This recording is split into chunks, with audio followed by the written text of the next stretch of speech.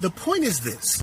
In this post-Roe v. Wade environment, men are going to learn very quickly how the patriarchy hurts men too. And if you have been one of these self-proclaimed male rights activists who never seem to show up when we're talking about classism or systemic racism or prison reform or topics that actually affect men's health, but when we're talking about women's issues and women's health and women's rights, magically appear with their men's rights clipboard. But what about involuntary child support? But what about women who lie about being on birth control? But what about male rape victims? Which would have been admirable topics to talk about. One, if you started the conversation, and two, if you cared about anyone else other than yourself. But since you don't, now that Roe v. Wade was overturned, June 24th, 2022, how can you talk about involuntary child support if the entire pregnancy is involuntary? How can you talk about lies about birth control when there is no birth control? And how can you talk about male rape victims in a culture that doesn't care about rape at all, even when the perpetrator is a family member?